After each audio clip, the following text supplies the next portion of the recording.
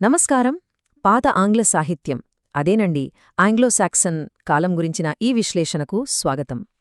ఈరోజు మనం క్రీస్తు శకం 450 నుండి 1066 వరకు సాగిన ప్రారంభ ఆంగ్ల సాహిత్యంలోకి ఒక అద్భుతమైన ప్రయాణం చేయబోతున్నాం.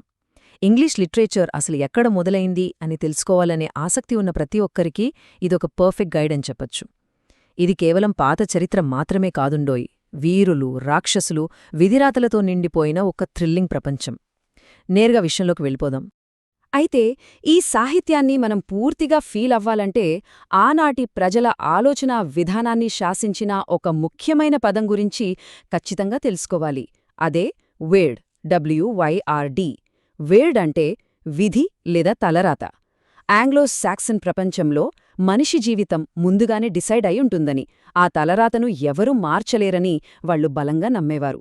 ప్రాణాలకు తెగించే వీరత్వం, రాజు పట్ల చూపించే విధేయత, వీటితో పాటే ఈ వేర్డ్ అనే కాన్సెప్ట్ కూడా వారి ప్రతి కథలోనూ కవిత్వంలోనూ అడుగడుగునా కనిపిస్తుంది. సరే, ఈరోజు మనం ఏమేం కవర్ చేయబోతున్నామంటే, మొదట పాత ఆంగ్ల భాషా పునాదులు, ఆ తర్వాత బేవుల్ఫ్ ఇతిహాసం, తొలి మార్గదర్శకులు క్యాడ్మెన్ మరియు సైనెవుల్ఫ్, ఆ తర్వాత రాజులు మరియు విషాద గీతాలు, ముఖ్యమైన 4 రాతప్రతులు, మరియు చివరగా మీకు అత్యంత అవసరమైన పక్కా ఎగ్జామ్ స్ట్రాటజీ. ముందుగా మొదటి విభాగం, పాత ఆంగ్ల భాషా పునాదులు.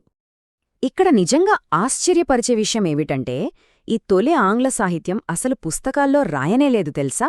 అది పూర్తిగా మౌఖిక సంప్రదాయం.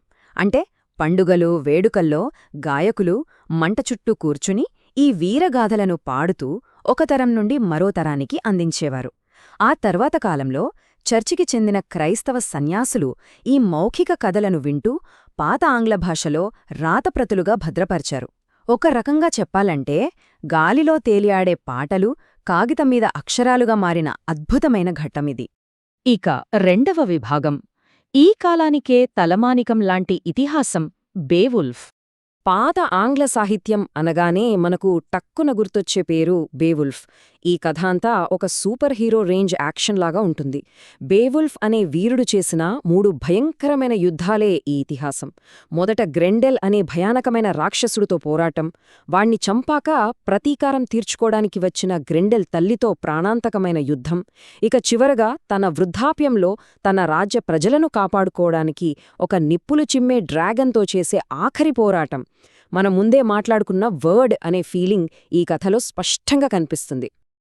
చూడండి, ఇక్కడ మీరు గుర్తుపెట్టుకోవాల్సిన అత్యంత కీలకమైన పాయింట్ ఇది.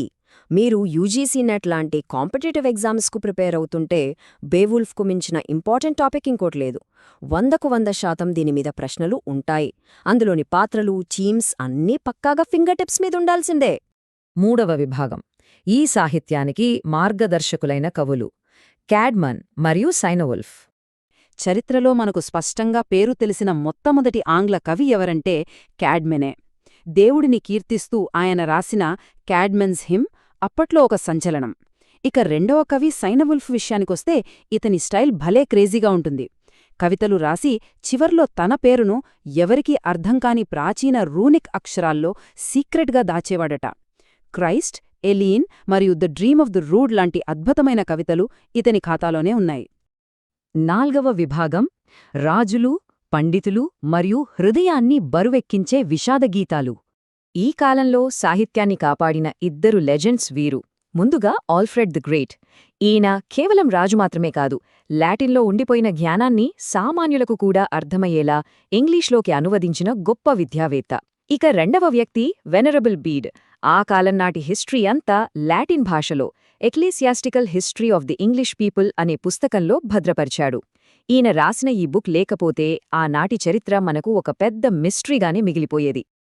అయితే ఆ కాలమంటే కేవలం యుద్ధాలు, వీరత్వమే కాదు, అందులో చాలా పెయిన్ కూడా ఉంది. ఈ అనామక కవులు రాసిన ఎలిజీస్ లేదా విషాదగీతాలు చూస్తే ఆ విషయం అర్థమవుతుంది. ది వాండ్రర్, ది సీఫెరర్ లాంటి కవితల్లో సర్వం కోల్పోయి సముద్రం మీద ఒంటరిగా తిరిగే యోధుడి బాధ ఎంత న్యాచురల్గా ఉంటుందో తెలుసా. అలాగే ది వైఫ్స్ లామెంట్ చదివితే భర్తకు దూరమై అడవిలో బతుకుతున్న ఒక స్త్రీ ఆవేదన మనకు కళ్లకు కట్టినట్లు కనిపిస్తుంది. ఇవి కాకుండా ఎగ్జామ్ పాయింట్ ఆఫ్ వ్యూలో ఇంకొన్ని ముఖ్యమైన రచనలు కూడా ఉన్నాయి. గాయకుల ప్రయాణాలను వర్ణించే విడ్సిత్, కష్టాలు ఏవీ శాశ్వతం కాదు అని ధైర్యం చెప్పే డ్యూర్, అలాగే ఒక రియల్ హిస్టారికల్ వార్ను కళ్లకు కట్టే బ్యాటిల్ ఆఫ్ మాల్డెన్. వీటి పేర్లు కూడా ఖచ్చితంగా గుర్తుంచుకోండి. 5వ విభాగం. అసలిదంతా మనకెలా తెలిసింది? అదే ఈ 4 ప్రధాన రాతప్రతులు. ఇదంతా విన్న తరువాత మీకొక షాకింగ్ నిజం చెప్పాలి.